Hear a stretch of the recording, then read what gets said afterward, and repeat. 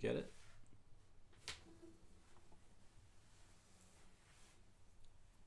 Started. Okay, so we dropped there for a moment. Hopefully you're hanging in there still. Are we good? We're good. Okay, thank you very much.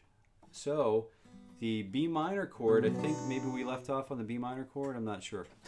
I think that's where, I'll tell you what, that's where we'll start. So B minor, first finger is capoing the entire second fret, A, D, G, B, and high E strings. So it's a really, it can be a potentially challenging thing. But I'm going to remove my first finger, and you'll notice the thumb is right behind that first finger, and I'm trying to make this finger straight. The trick is though, these little pads on my fingers, right in here at the joints, those strings try to escape the bar underneath these. So let's say this pick is a string. So I need to move my finger so that the string is not in the joint of my finger. So we want the string to sort of saddle each side of the joint in each finger so that we can create a nice full bar. Okay, and then we add, this is a challenge.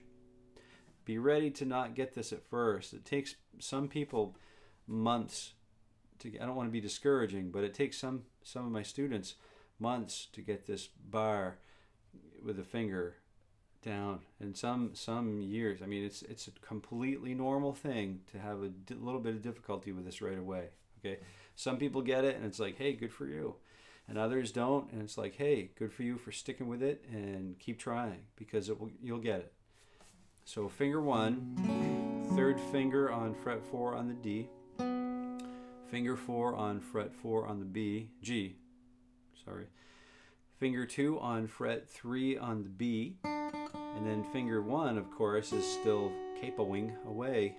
We really don't need to capo all of the strings, as long as we got A on fret 2 and then high E on fret 2. The rest of these notes are covered by fingers 3, 4, and 2. Okay, so B minor is great.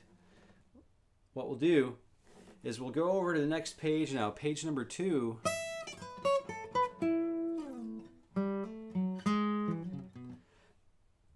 And we'll talk about the strum pattern. So the strum patterns, you'll notice that if you're looking at the notation here, there's like a little box pattern that's it equals a downstroke. So just so we're clear, the downstroke is just strumming down toward the ground, and the upstroke, which is the V, is up toward the the ceiling.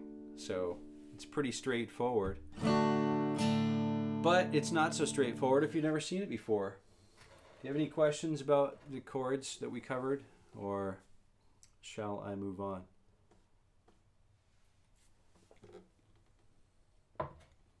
I'll stop if you do have questions, so don't hesitate. The starting point we have labeled here is it's a quarter note grid. The quarter note grid consists of 4 different quarter notes in this 4/4 time signature. So we're counting 1, 2, 3, 4 beats per measure. 1, 2, 3, 4. And usually in rock and roll, we have the first beat has the 4 lines, red lines over the top of it.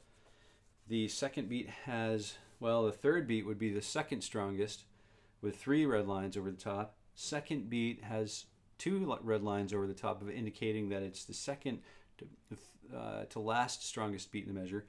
And the fourth beat would be the last strongest beat in the measure, or the weakest beat. So if we're on D and we were using the starting point strum pattern, it would be all downstroke. But playing this, playing the downstroke all the same loudness level or dynamic level all the time it gets, it's boring, and it's definitely useful, but it might not be something you want to do all the time. So you would add accents. In rock and roll, it would be strong beat number 1, second strongest beat would be number 3, second strongest beat after that would be a third strongest beat would be beat number 2, and the weakest beat would again be number 4. What's up? Walk and roll. Yeah, so we're going to walk and roll tonight. So we got this nice 1, 2, 3,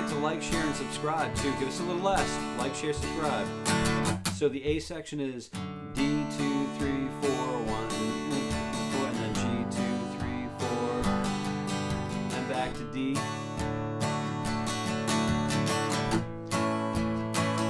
And that happens like 4 times. Then we go to down to F.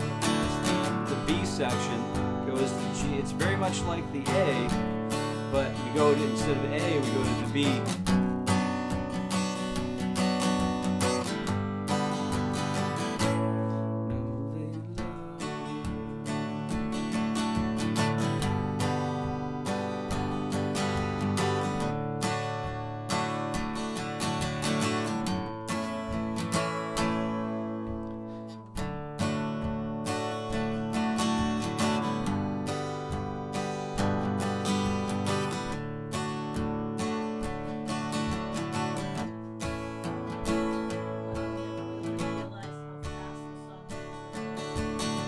Oh yeah, it's really fast.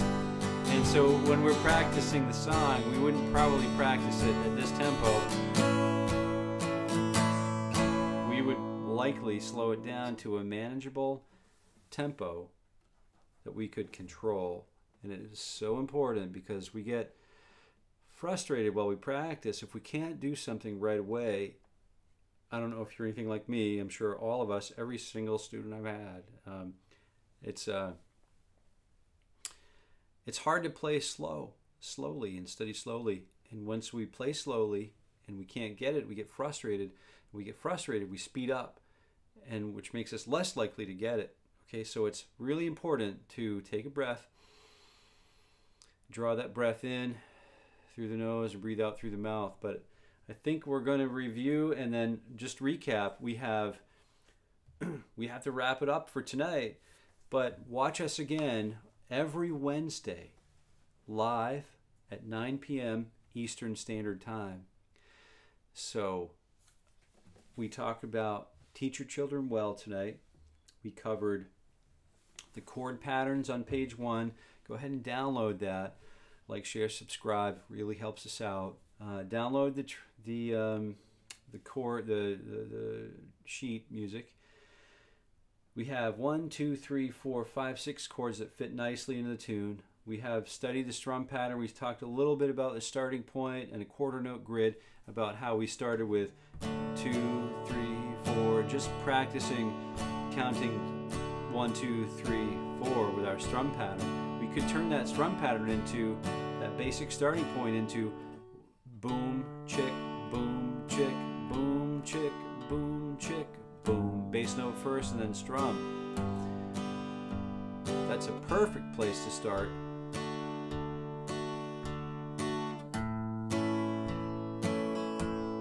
Okay. Then we started talking, we reviewed the entire strum pattern for the song, which was 1, 2, 3, 4, and 1, and 2, and 3, and 4, 1, 2, 3, 4, and 1, and 2, and 3, and 4, 1, 2, 4, and 1, and 2, and 3, and 4, and 1, 2, 3, 4, 1, 2, 3, 4. Okay? Then we covered the entire form of the song.